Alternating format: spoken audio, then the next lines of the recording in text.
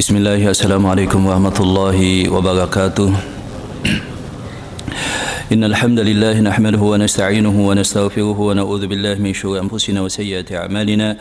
من يهد الله فلا مضل له ومن يضلل فلا هادي له أشهد أن لا إله إلا الله ربي وحده لا شريك له وأشهد أن محمدا عبده ورسوله صلوات الله وسلامه عليه ثم أما بعد. Jamaah sekalian rahimani wa iyyakum jami'an walhamdulillah.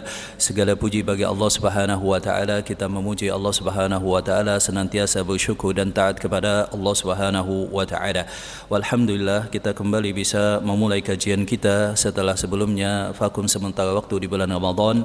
Dan memanglah demikian para ulama, biasanya mereka menghentikan sementara waktu kajian rutin, fokus beribadah di bulan Ramadan, dan sesudah Ramadan mereka kembali memulai kajian-kajian keilmuan di dalam Islam. Kemudian mereka biasanya di awal bulan Syawal itu senantiasa mengingatkan tentang pentingnya konsistensi, tentang pentingnya istiqamah di dalam jalan keimanan dan ketaatan kepada Allah Subhanahu wa taala. Nah, salah satu hal yang sangat penting supaya kita bisa mempunyai napas panjang dalam ketaatan kepada Allah Subhanahu wa taala itu adalah senantiasa menuntut ilmu, senantiasa menuntut ilmu. Wabil khusus dalam majlis ilmu offline yang sebagaimana biasa kita lakukan. Sebab di sana banyak kebaikan, di sana diturunkan rahmat, juga sakinah, demikian juga dibanggakan oleh Allah Subhanahu wa taala, dihadiri oleh para malaikat, dan itu juga bentuk daripada pengamalan daripada perintah Allah Subhanahu wa taala untuk saling menasihati dalam kesabaran dan juga dalam kebenaran, dan juga saling tolong menolong dalam ketaatan dan juga kebaikan. Nah, jemaah rahmat Allah Subhanahu wa taala, pembahasan kita yang biasanya itu di dalam kitab Bulughul Maram pada bab jual beli, tetapi di awal mula kajian ini kita akan membahas tema selingan yang mungkin saja penting untuk kita perdalam lebih lanjut. Jemaah rahmat Allah Subhanahu wa taala, sebagaimana yang kita ketahui bahwa Islam itu membawa aturan yang sangat unik, demikian juga sangat ideal, sebab itu merupakan syariat paripurna daripada Allah Subhanahu wa taala.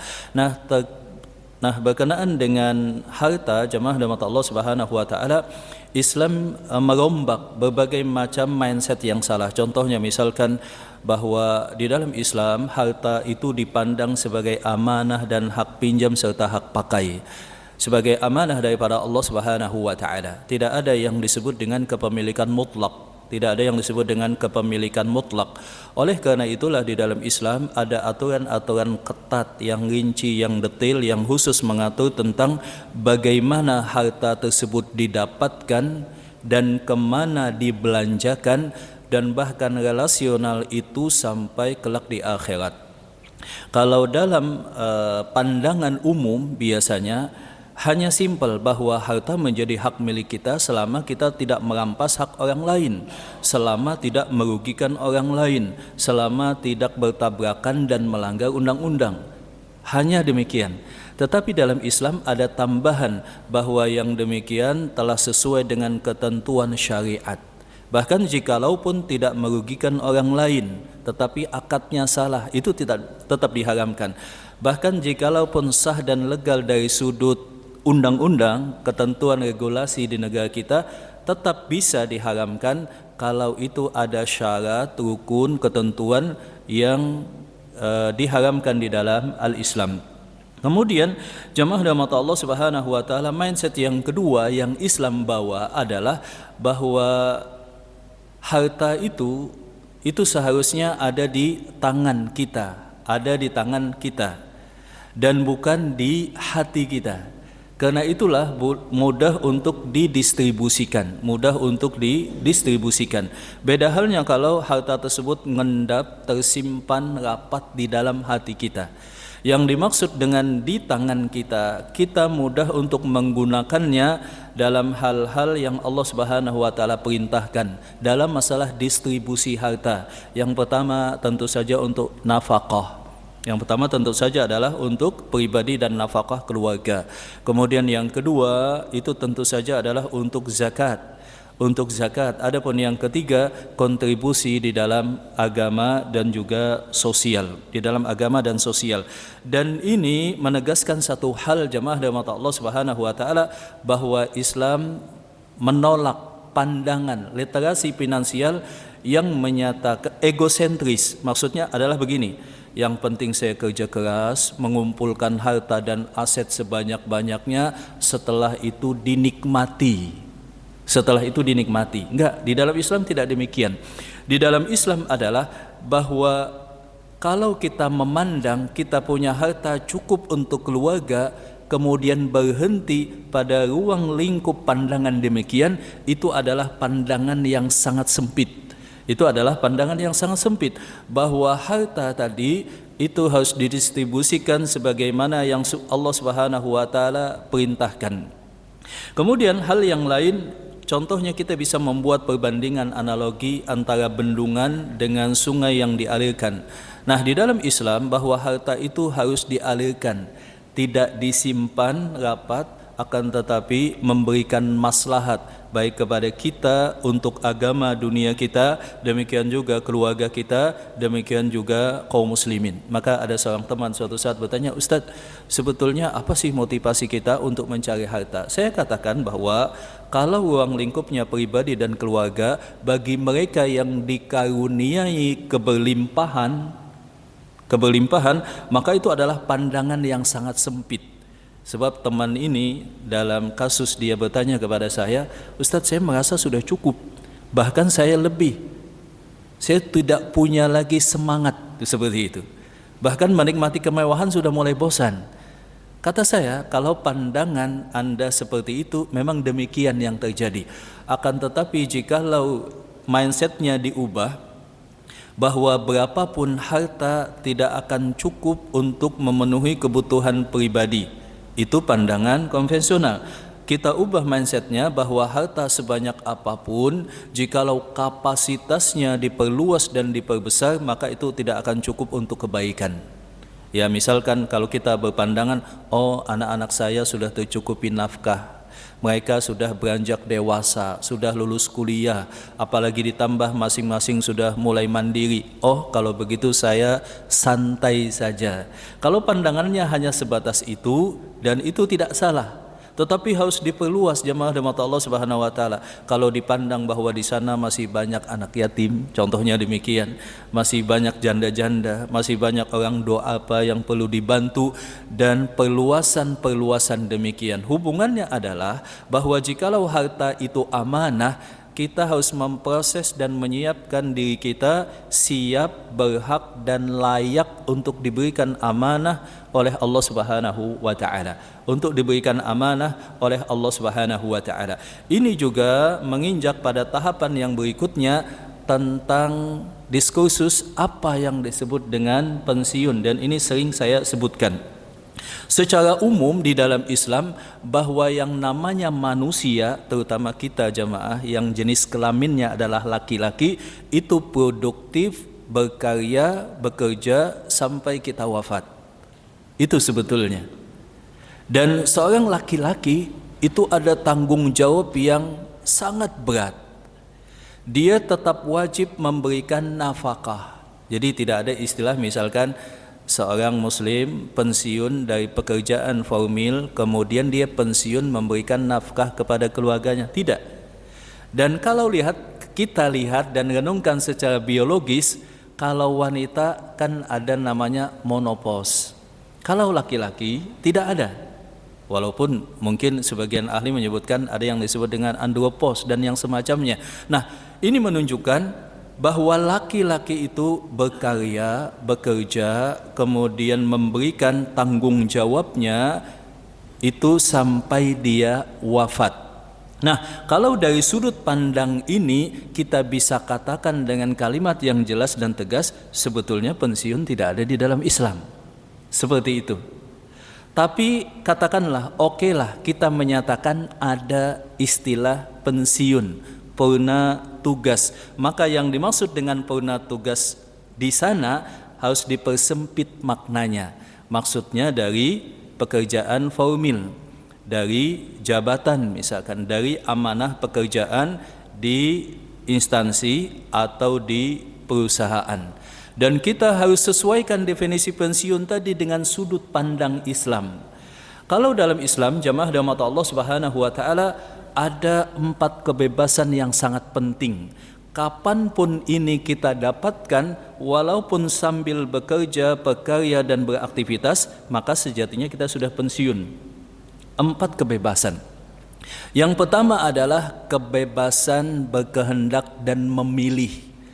Ketika kita bebas untuk berkehendak dan memilih, kemudian kehendak dan pilihan kita tadi hanya kita ikat dengan ketentuan ini halal atau haram, diridai oleh Allah ataukah dimurkai, berarti kita telah mencapai satu kriteria pensiun ideal, yaitu kebebasan untuk berkehendak dan memilih.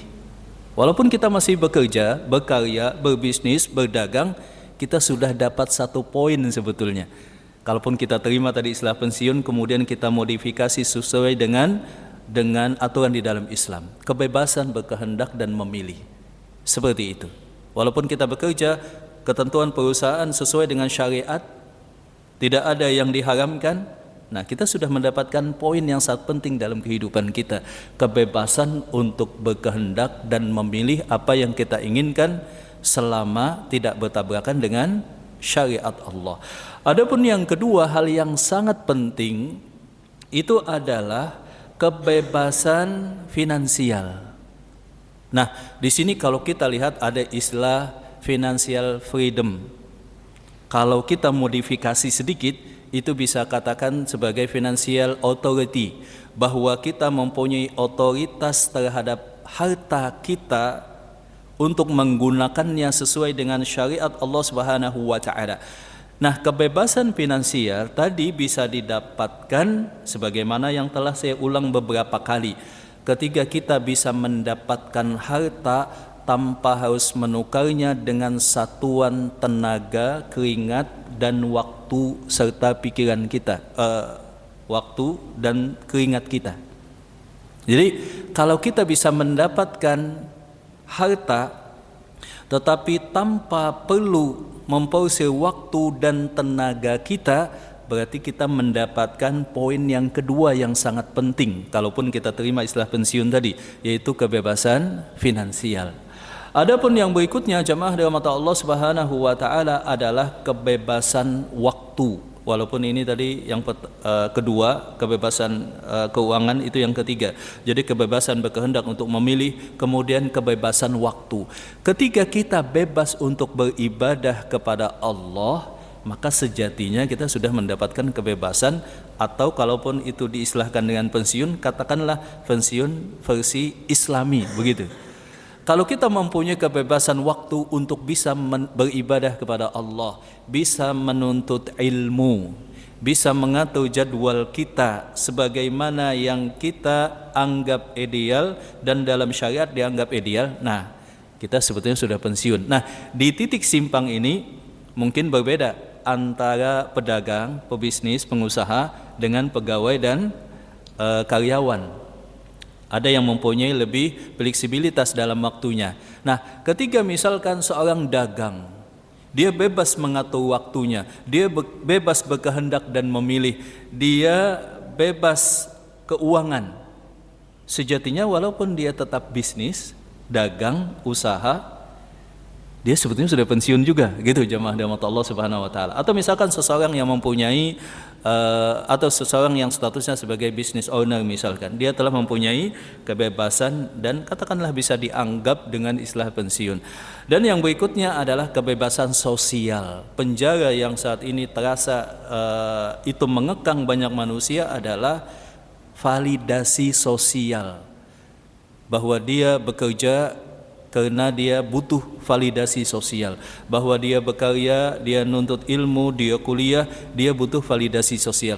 Kalau kita menihilkan validasi sosial dengan menganggap bahwa pandangan Allah satu-satunya yang berhak untuk saya perhatikan, pandangan manusia abaikan, selama saya halal, selama saya taat, selama saya tidak melakukan dosa dan maksiat dan tidak merugikan orang lain, maka tidak dipedulikan pandangan siapapun. Maka dengan demikian jemaah rahmat Allah Subhanahu wa taala, ini adalah hal yang kapanpun kita peroleh, maka kita bisa mengatakan dengan definisi yang lebih ideal bahwa sesungguhnya ya kalaupun dikatakan pensiun, sudah pensiun. Kemudian mindset yang berikutnya jemaah rahmat Allah Subhanahu wa taala adalah pensiun itu bukan berhenti untuk berkarya. Nah, berapakah usia? Saya telah beberapa kali mengulang patokan di dalam Islam. Di negara kita patokannya katakanlah berapa kemarin, saya lupa, 57 atau 58 jemaah ya. Pensiun itu 58 ya? Ya, mungkin beda-beda kali ya. Katakanlah demikian. Nah, di dalam Islam saya telah menyebutkan Rasulullah SAW itu mulai melepas aktivitas bisnis beliau itu pada usia 36. Jadi kalaupun, dan ini mungkin sudah lewat dari kita ya, usia kita sebagian 40, 50, 60 atau lebih atau kurang lebih demikian. Nah, ini dimungkinkan bagi mereka yang masih muda, anak-anak kita, cucu-cucu kita, bahwa idealnya seseorang itu bisa mendapatkan kebebasan berkehendak, kebebasan waktu, kebebasan finansial, dan dia harus bebas dari validasi sosial itu ketika usia 36 tahun. Rahasianya adalah saat itu Rasulullah khalwat di gua Hira, tidak pedulikan lagi tentang bisnis, usaha, dagang, pekerjaan, tapi beliau tetap hidup, tenang, begitu. Jadi mulai mendalami spiritual, mulai fokus pada akhirat, mulai fokus pada kegelisahan bahwa apa kontribusi saya terhadap umat dan masyarakat sekitar. Itu pada usia berapa Rasulullah? 36. Maka kita motivasi anak-anak muda, kalau bisa 36 itu telah stabil seperti itu. Bahkan sudah mulai bisa tidak terikat lagi dengan tadi hal-hal yang tadi telah kita sebutkan. Adapun kalaulah ini sudah lewat jamaah, ya kan, lewat. Saya pun juga sudah lewat.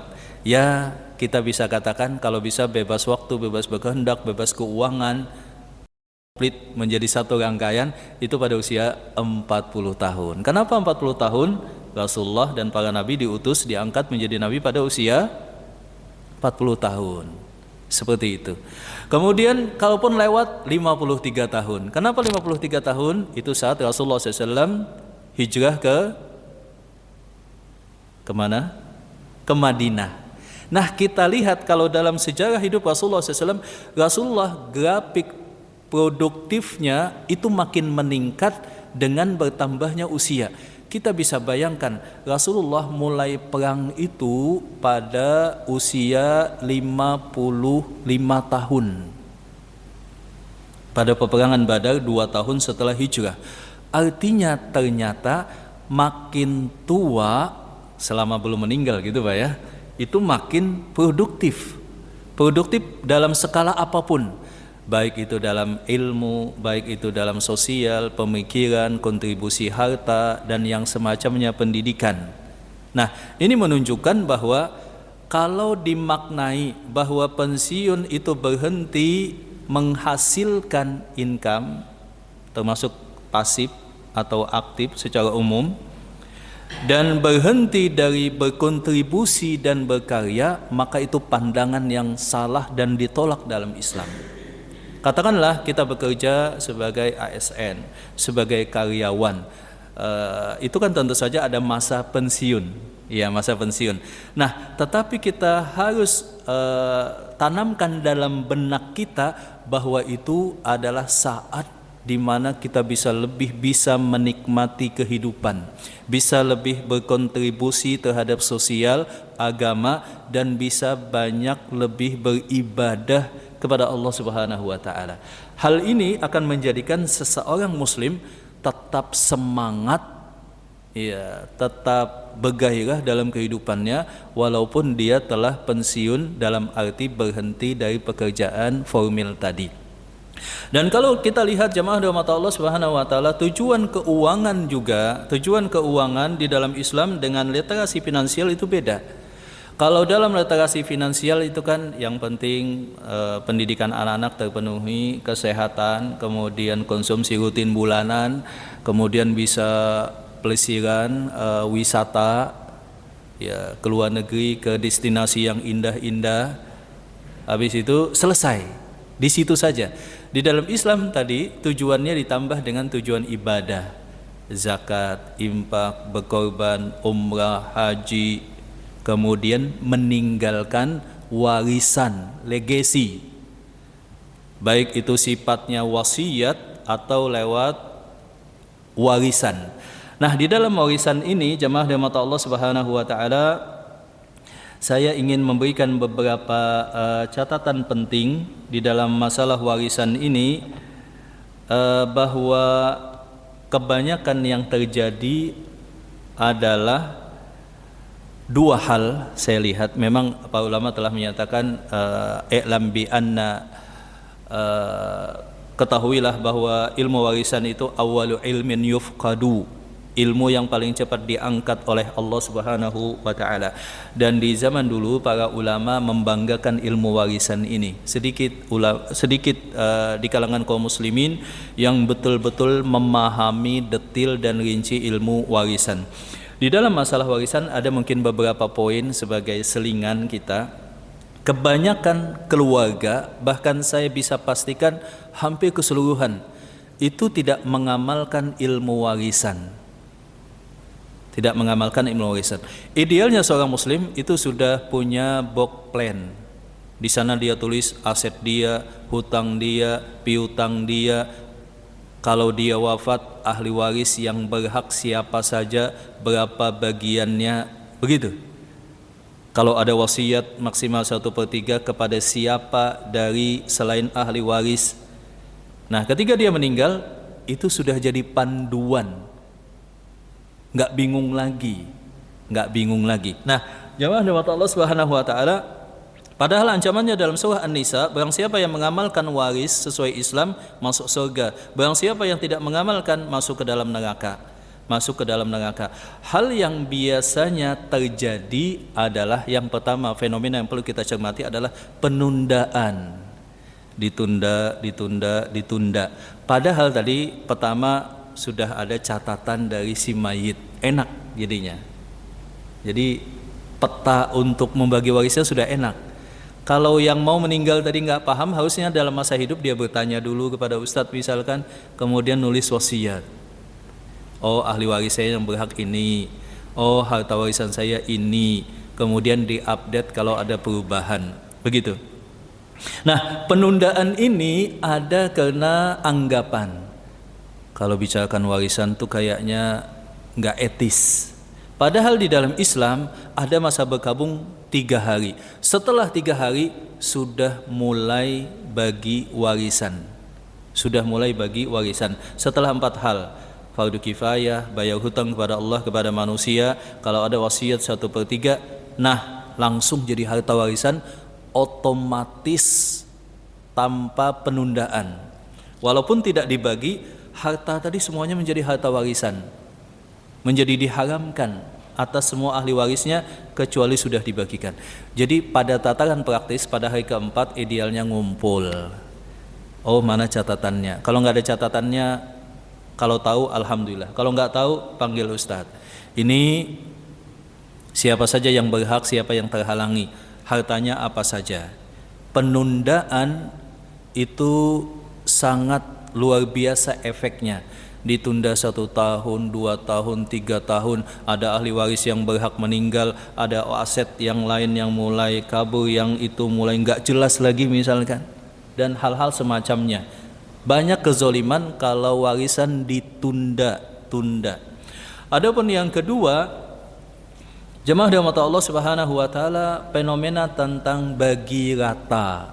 Kebanyakan kita kan memang udah deh bagi rata saja supaya adil, supaya nggak ada konflik. Padahal di dalam Islam wajib sesuai aturan. Boleh bagi rata atau yang disebut dengan suluh, perdamaian dan negosiasi, dengan catatan hitung dulu sesuai ilmu waris, semua pihak mengetahui, kemudian itu disepakati, baru kemudian pihak yang mendapatkan lebih besar dia mengikhlaskan, menghibahkan kepada ahli waris yang lainnya. Ahli waris yang dapatnya lebih kecil memahami bahwa dia dapat pembagian sama rata karena dikasihkan oleh ahli waris yang dapatnya lebih. Nah, dengan catatan itu boleh bagi sama bagi rata. Boleh bagi sama bagi rata. Dan objek warisan sendiri kan ada uang bisa langsung dibagi, ada pakaian, ada perhiasan. Yang sulit biasanya properti, tanah dan rumah. Solusinya ada 4. Solusi yang pertama adalah jual. Ya, ini kan gampang bagi uangnya. Tetapi kan properti tidak liquid, pada banyak kasus susah jualnya. Solusi yang kedua bagi fisik. Kalau tanah masih bisa dibagi, walaupun ada potensi konflik siapa depan siapa belakang, kan beda lagi nilai ekonomisnya.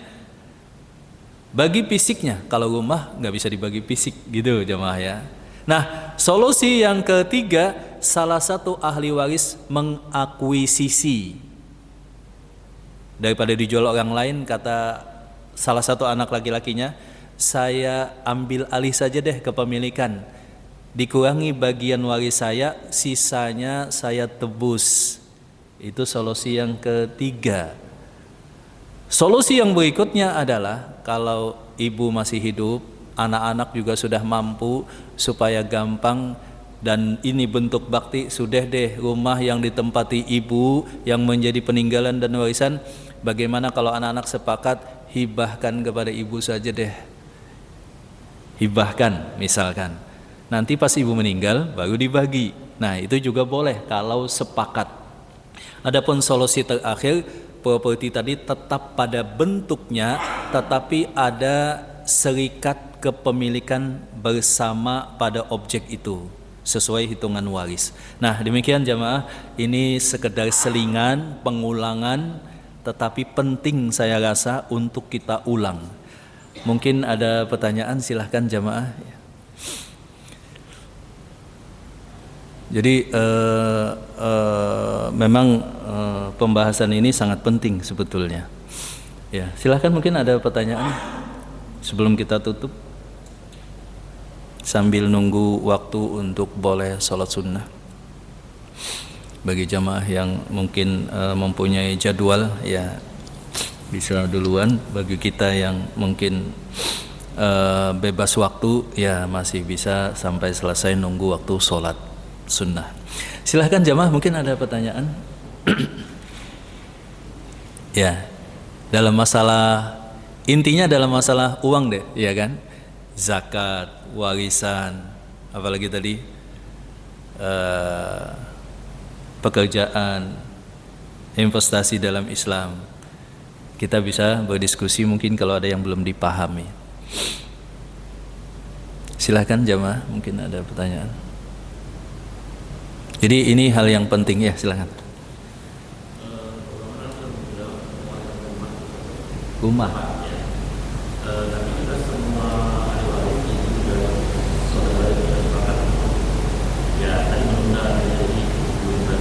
Menunda ya.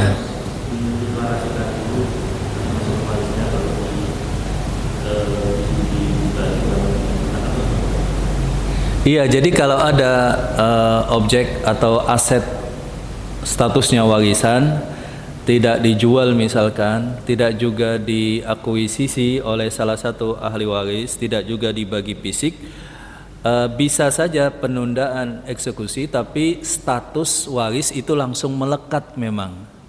Bahwa dalam objek itu ada kepemilikan bersama sesuai dengan porsi dan hitungan ilmu waris. Misalkan satu rumah yang ditinggalkan istri, kemudian satu anak laki-laki, satu anak perempuan. Berarti rumah yang tidak dijual dan tidak dibagi tadi, dalam rumah itu kepemilikan istri 1/8 begitu ya. Kemudian 7/8-nya itu adalah hak asabah bagi dua anak yang ditinggalkan. Anak laki-laki mendapatkan 2 kali lipat daripada anak perempuan, dan semua harta tadi asal masalahnya adalah 24. Si istri mendapatkan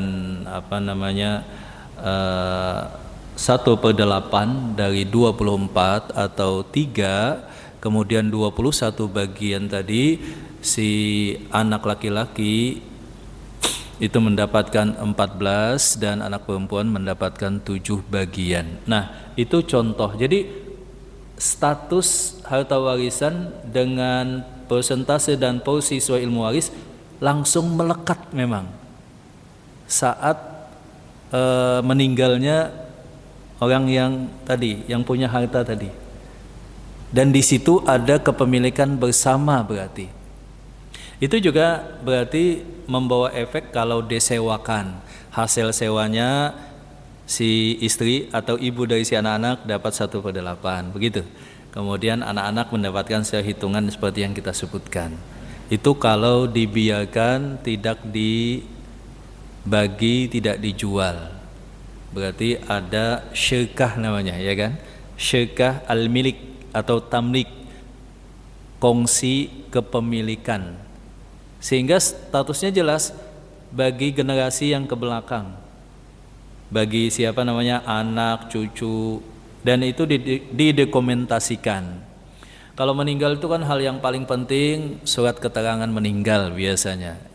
Kemudian surat penetapan ahli waris. Kemudian baiknya semua ahli waris tadi membuat surat kuasa kepada seorang ahli waris yang lebih cakap hukum dan bisa lebih memberikan solusi dan lebih bijaksana.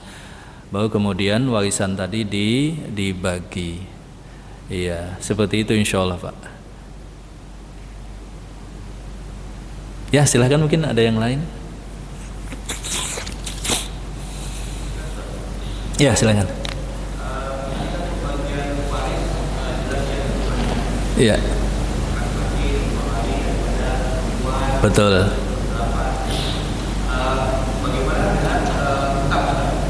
Bagaimana dengan itu?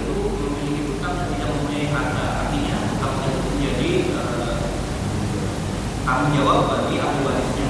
Apakah perhitungannya juga sama? Artinya, let's say dia punya anak laki-laki 1, anak perempuan 2, punya hutang 1 juta. Apakah si laki-laki ini akan dia wajib membayarkan hutang kayak yang 500, terus anak perempuan yang 250, atau bagaimana?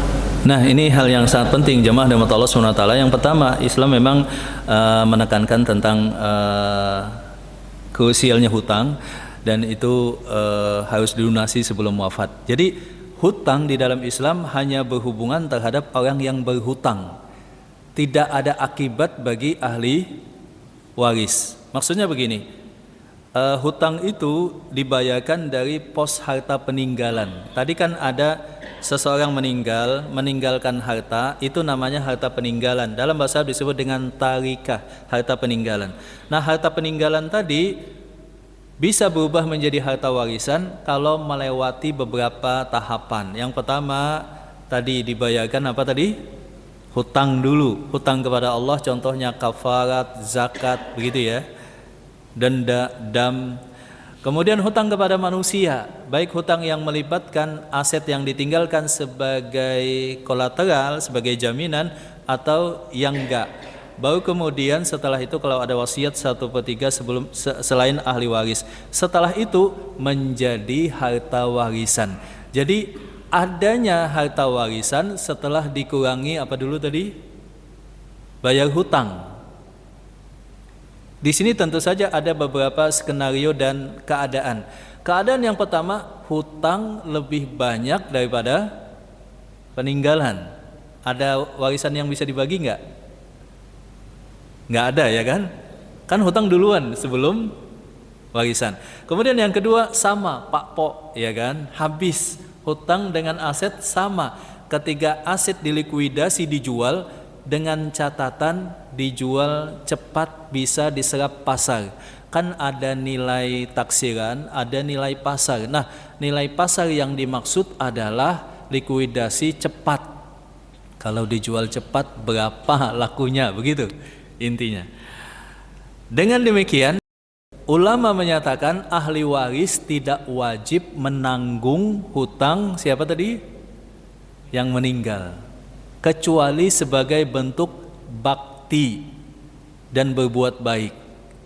Dan orang yang memberikan piutang nggak berhak menagih kepada ahli waris, kecuali sebatas aset yang ada ditinggalkan atas nama si yang wafat.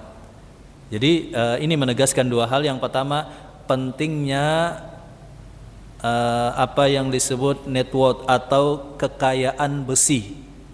Jadi aset dikurangi semua liabilitas, kewajiban, hutang dan lain-lain, itu namanya kekayaan bersih. Maka penting juga kalau kita mulai mitigasi, kalau saya meninggal, apakah hutang saya telah termitigasi dengan aset yang saya tinggalkan? Ya, angka misalkan hutang hanya 1/5, 1/4 dari total kekayaan aset yang bisa likuidasi cepat, itu bagus. Tapi kan banyak orang tidak punya pengaman itu. Nah, seperti itu. Jadi bentuk tanggung jawab hitam putih nggak ada, Pak. Tapi kalau sebagai bakti berbuat baik itu bisa. Dan dalam Islam nggak bisa orang memberikan piutang nagih ke ahli waris kecuali sebatas harta yang ditinggalkan, itu yang dikejar, seperti itu. Ya, insya Allah bisa jelas, Pak ya. Nah, ini juga penting untuk kita ketahui. Silahkan, mungkin ada yang lain.